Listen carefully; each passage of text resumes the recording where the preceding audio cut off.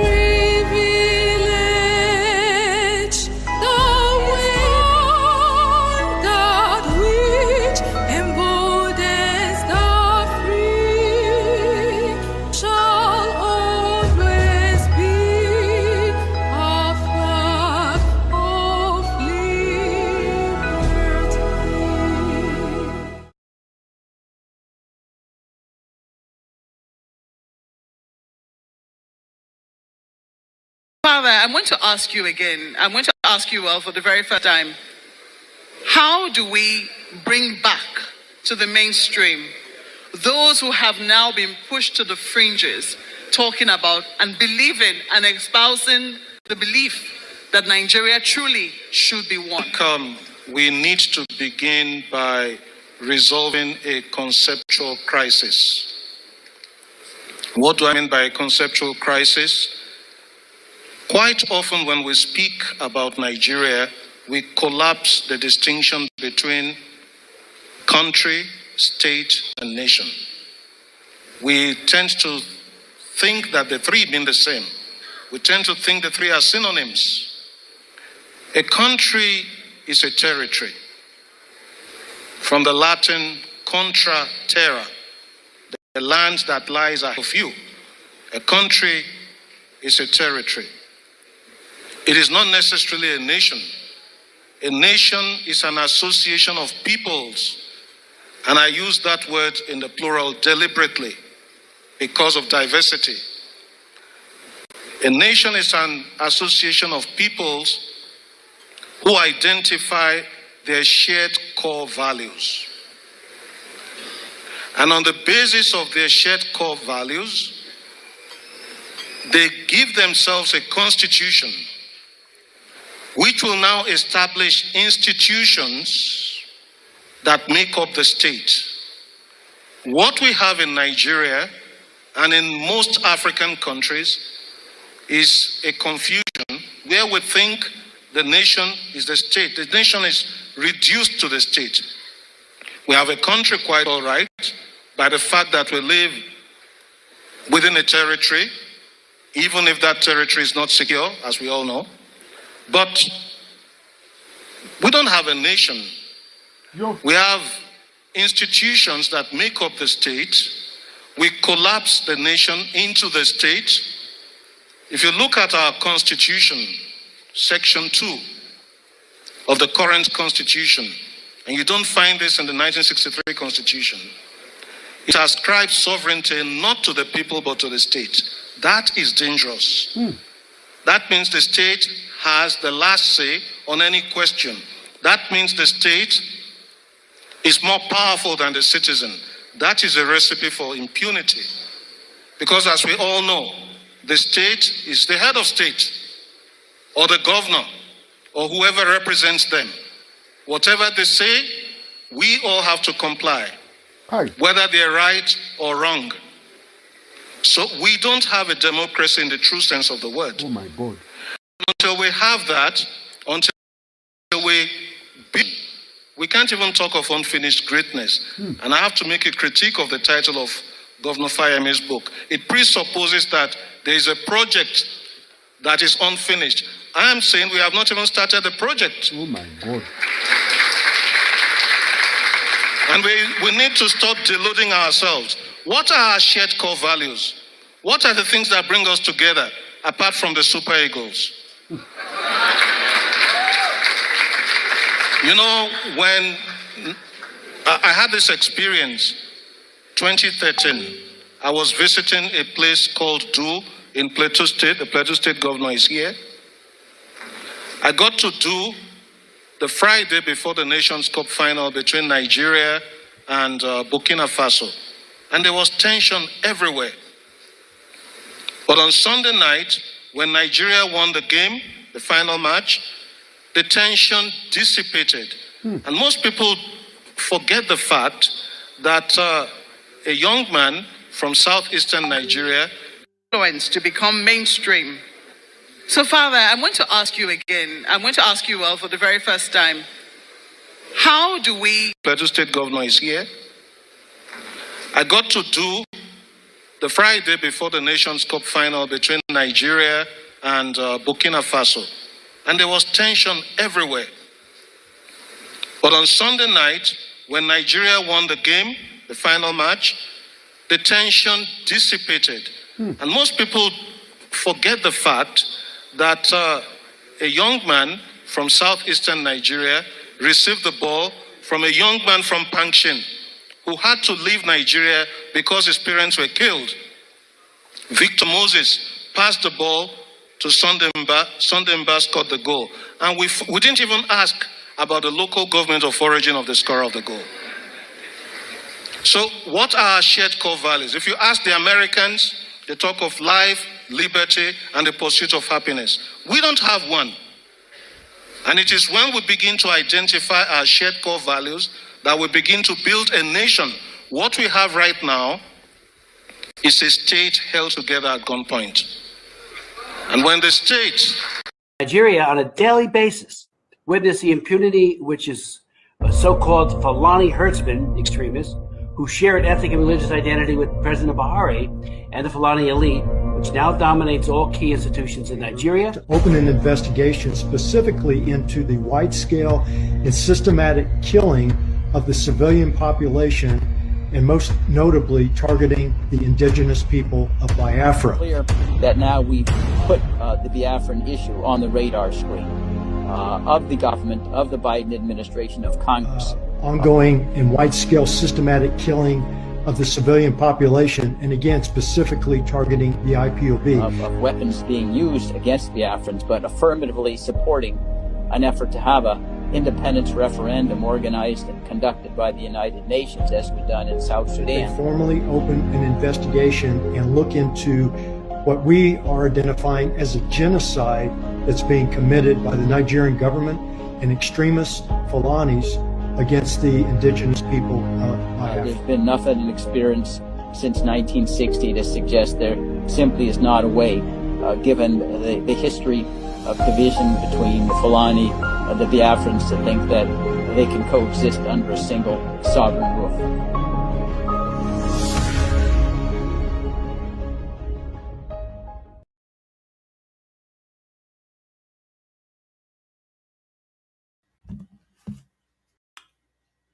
Good evening, good morning, fellow Biafrans.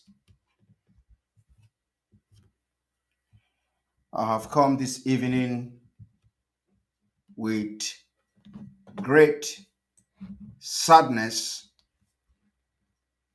in my heart to communicate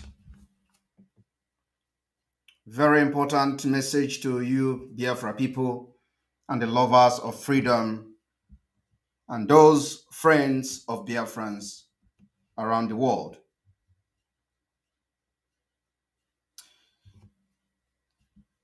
Dear friends, dear Biafrans,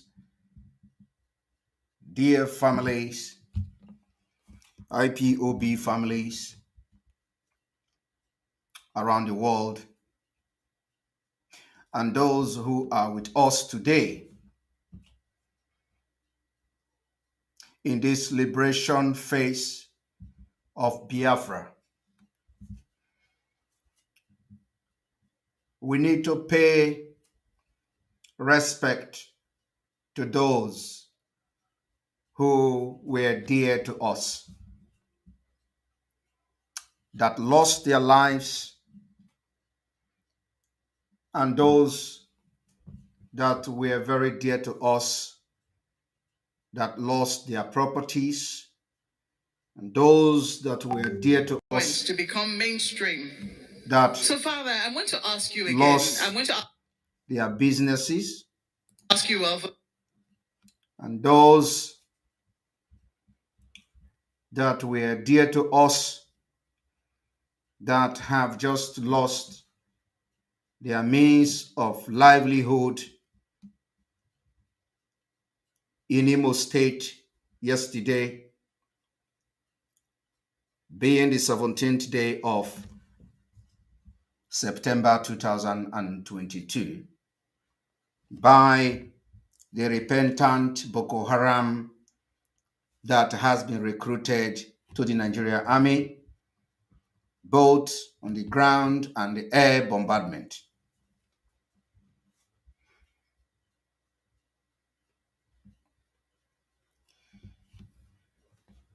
Fellow Biafrans, there is a mural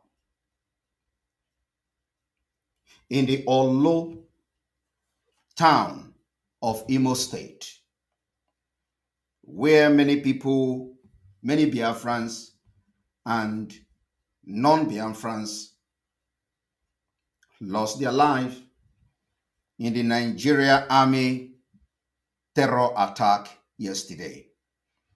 We are yet to know the names of yesterday's victim of the Nigeria Army attack.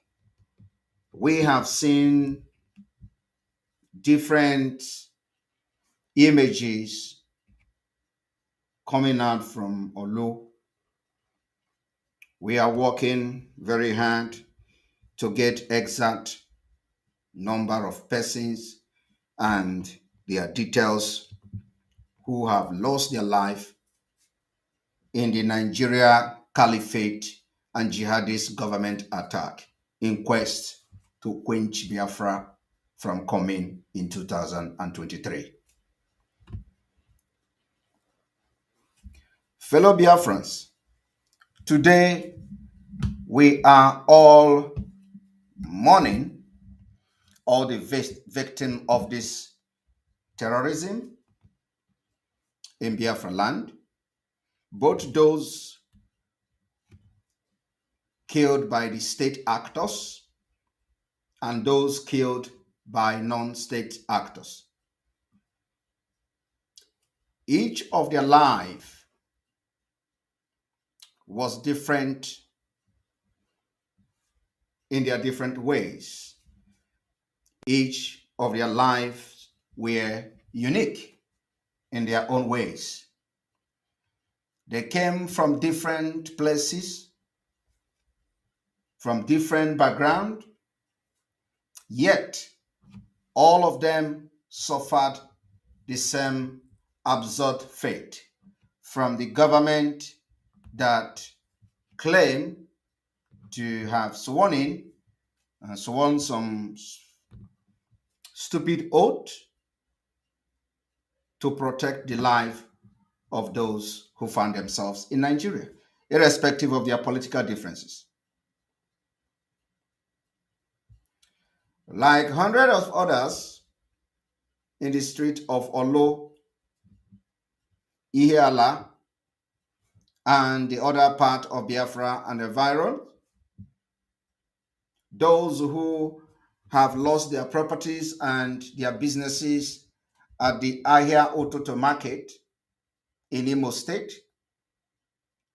those who have lost their businesses to the coordinated fire and attack in Onitsha market, those Biafrans who have been subjugated to all manner of attack all over Nigeria, those who have suffered bomb explosion in Ablado in Lagos State, those who have lost their businesses in Kano State, those who have lost their market, properties in other parts of Nigeria as a result of coming from the eastern Nigeria and becoming a Biafran.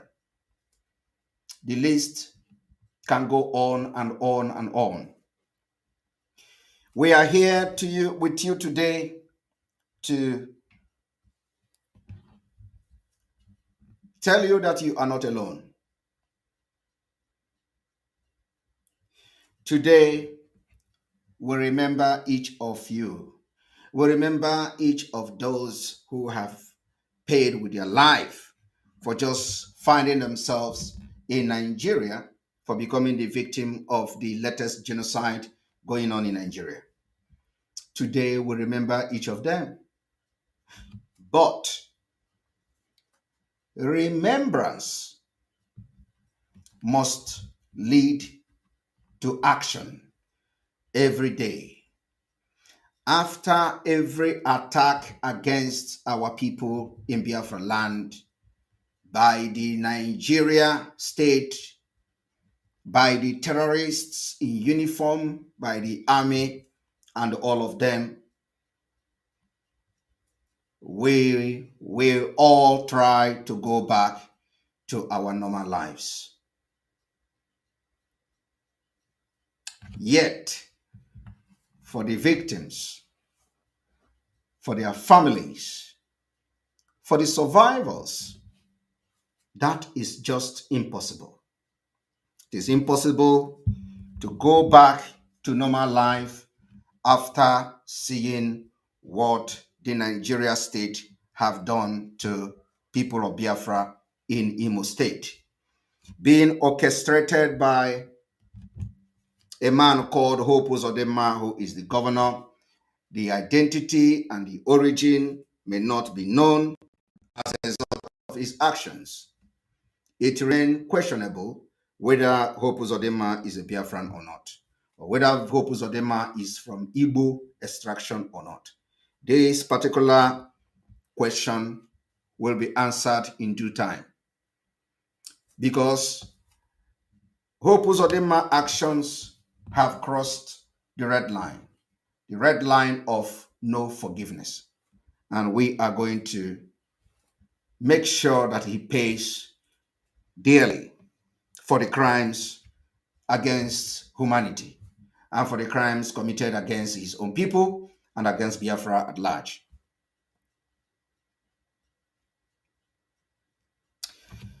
This is the reason,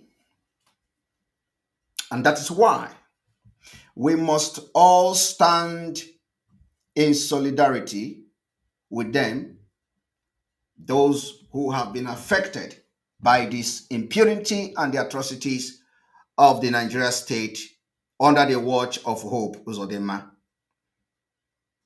We must stand in solidarity with them and support their needs, while we continue to work to ensure that these tragedies do not happen again without retaliation. We must make sure that this attack in Imo State yesterday will not happen again without retaliation. We know that the reason why this attack happened, and more of it may come different ways, is because they have seen the momentum Biafra agitation have gathered, and they have seen that there are possibilities that Biafra will come next year. They have seen the possibility that Nigeria will disintegrate in 2023. They have seen how serious we are, and they know that we can actually achieve that, because we know that they know that we have come to understand the loopholes, how to disintegrate Nigeria. Having discovered these particular loopholes, how Nigeria will be destroyed and disintegrated, they are coming out very hard on our people. And like I said, first and foremost, we must stand by the survivors and their families. Those who have lived with the scars of Nigeria Fulani Terrorist Act, they need special support. That is why we are working very hard to liberate Biafra by 2023. So we do not need to be afraid of being attacked whenever we rise up to ask questions to those who have been elected or those who, out of corruption and bribery, ascend to power. In Biafra, you will not be scared for asking questions. And that is exactly the same thing we have tried to eradicate in the movement for the restoration of Biafra, which is the ability for people to ask questions when they feel confused, or when they feel that things are not, they don't understand what is going on. That is exactly what the autopilot under Mazi Nnamdi Kanu, of which I am the spokesperson, have tried to make sure we put culpability where culpability is.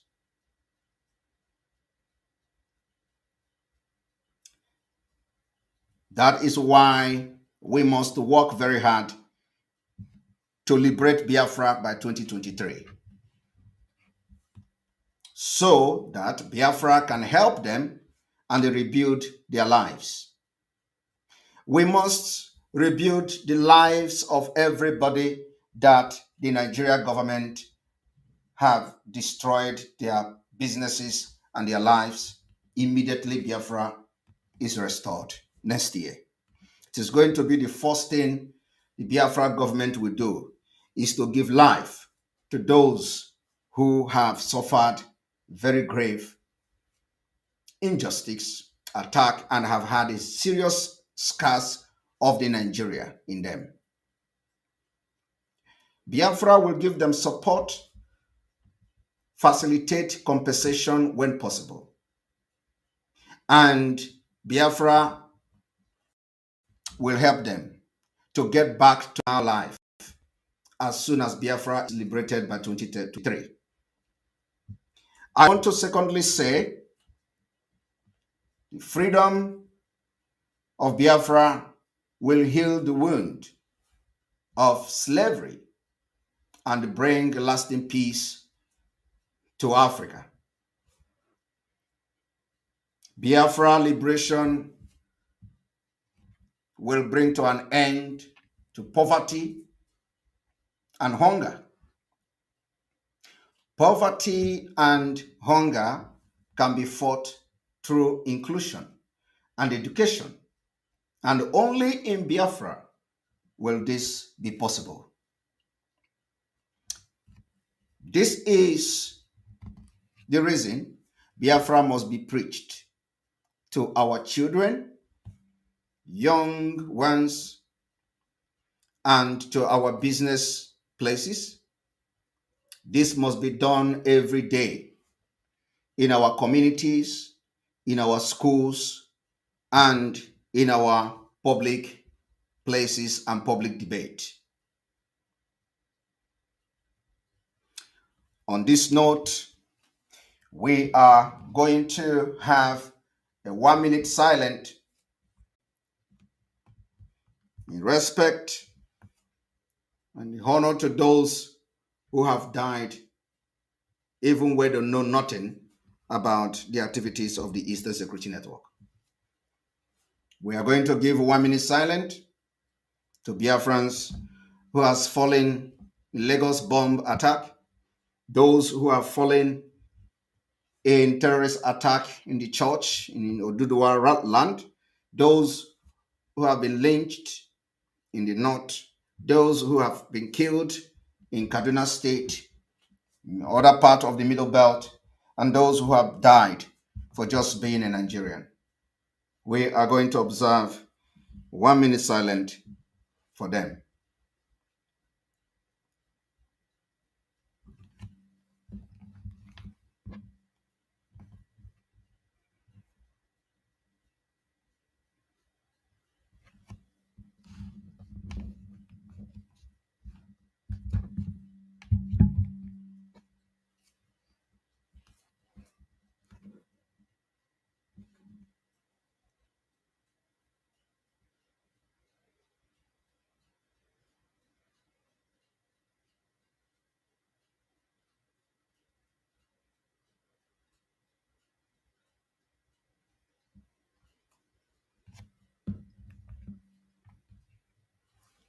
May their soul continue to rest on, and they will all be remembered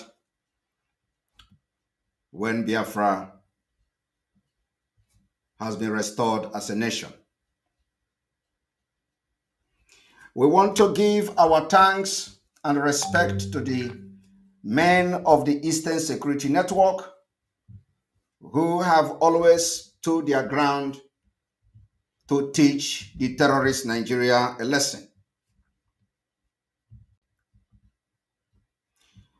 We will continue to thank them, and they will continue to be in our prayers. Those who have volunteered to fight for the freedom of Biafra. The commanders of the Eastern Security Network, our respect goes to all of you. Those men on ground who stood and fought like men, our respect goes to you. The story of how they are collecting it will not be announced by us.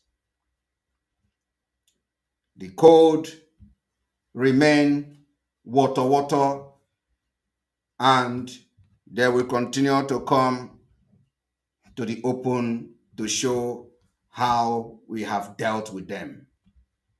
We will continue to deal with them until they will come no more. Thirdly, and a very crucial one, every person in our Biafra provinces that has the right to do something must now rise up to the challenge that we are facing. Everyone in our Biafra provinces has the right to feel safe in their street and in their homes. And this requires cooperation within every agitating group. The auto-piloted IPOB have been able to achieve. The reason why we have been able to build the relationship and alliances within the Biafra agitating group and those with arms and all that is to make sure that you feel safe in your street and in your homes. We have been able to achieve that. Today, the insecurity is coming from the Nigeria state-sponsored terrorists, both those who pretend to be wearing Nigeria Army uniform and those who pretend to be wearing the DSS uniform. It is no longer coming from those they perceive as criminals. And this requires cooperation within agitating groups. We have done that. We need to work together to tackle Nigeria terrorist network across our state, to deny them access to intels about the activities of the Biafra agitating group and the liberation forces. The intels against our security network. This must be achieved by joining forces. We can maintain our community as an area of freedom and security.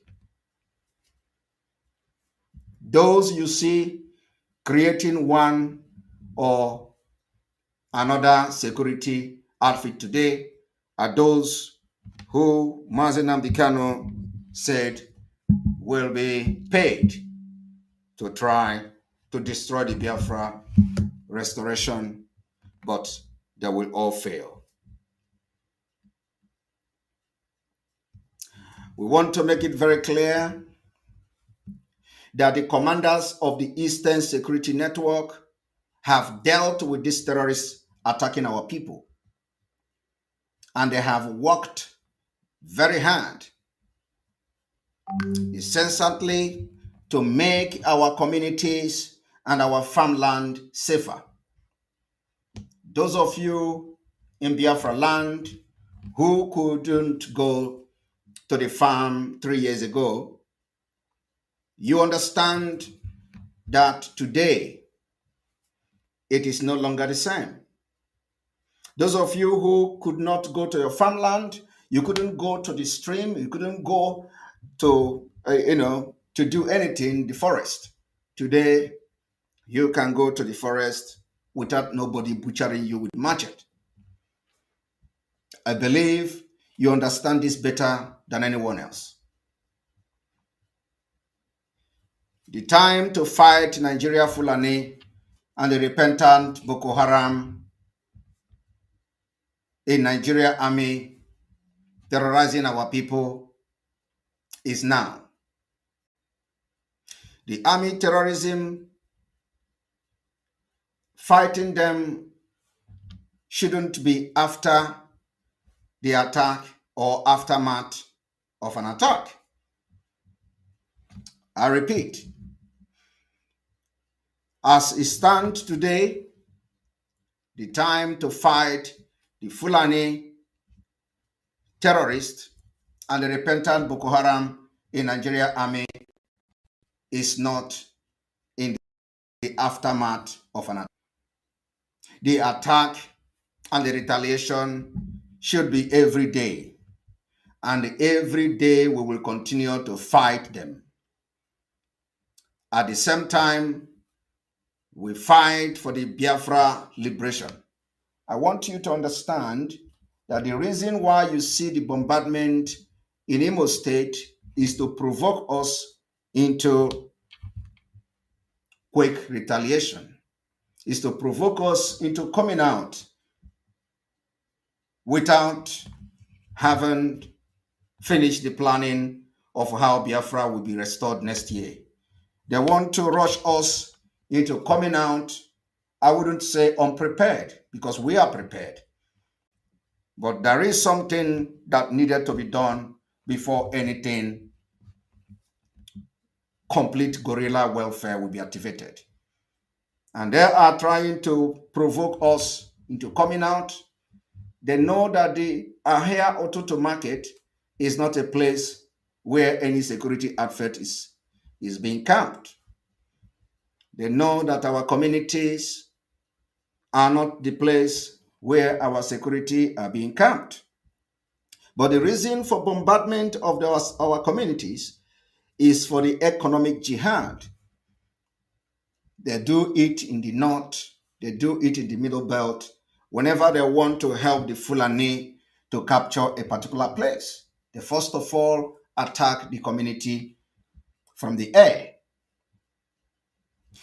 I want to inform you, Biafrans, today that very soon, just very, very soon, we are going to have a non-fly zone Biafra airspace. This may sound very funny. It may sound very unreal. It may sound like a joke, but you will all be alive to see the enforcement of a no-fly zone in Biafra airspace very soon. I know that those who have been fighting for Biafra for over 10 years, it will be hard for them to believe. They were never pure in their fight for Biafra. And all these years of your financial contribution, they have achieved nothing. There is no air defense system from them. But I'm telling you today that we will shock you. We will shock you beyond your expectation. In no distance time, we will declare a no-fly zone in entire Biafra airspace. They can continue to bombard our communities, our market, our houses, and everything. Tell Biafrans today to stay very strong. We are almost at the end of the road. And everybody who have endured this particular time we are will have every reason to enjoy what Biafra have to offer, especially the freedom.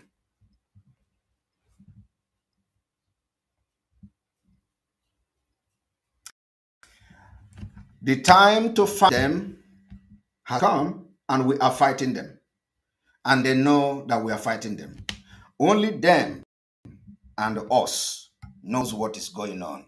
A lot of things are happening that many of you do not know.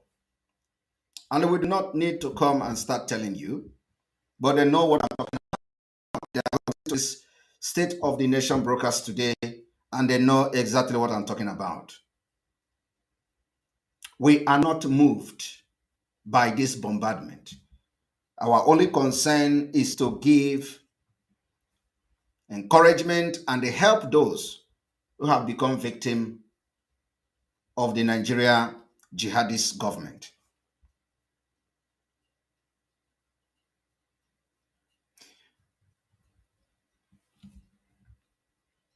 We also take a solemn vow to eradicate these terrorists completely, both those in uniform and those of the non-state actors in Biafra land, and build a Biafra that is freer and more secure. And this is going to be happening just very soon. I want to maintain that the checking point in Biafra land, we have announced it. We maintain there will be no checkpoint going forward in Biafra land. That is not to say that you are not going to see them tomorrow. That is not to say you are not going to see them next week. You're going to see them. But we have officially banned the checkpoint in Biafra land. Anywhere in Biafra land, you see checkpoints from tonight to just maintain and continue to show our readiness. Every checkpoint in Biafra land from tonight is hereby banned.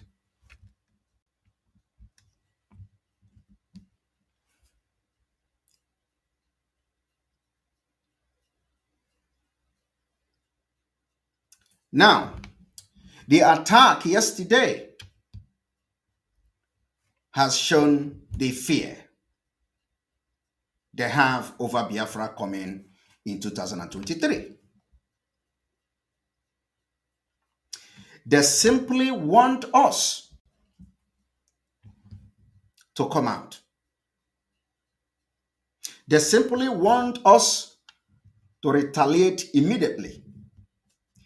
And let me make it very clear to Biafrans today, we will definitely retaliate the attack of yesterday. I want to make it clear, Biafra people are going to retaliate the attack of yesterday. But believe me, patience is the best answer for now. This attack will help us to build a very strong case we have against Nigeria. The attack of yesterday will contribute in the case that we are presenting to the world against Nigeria state.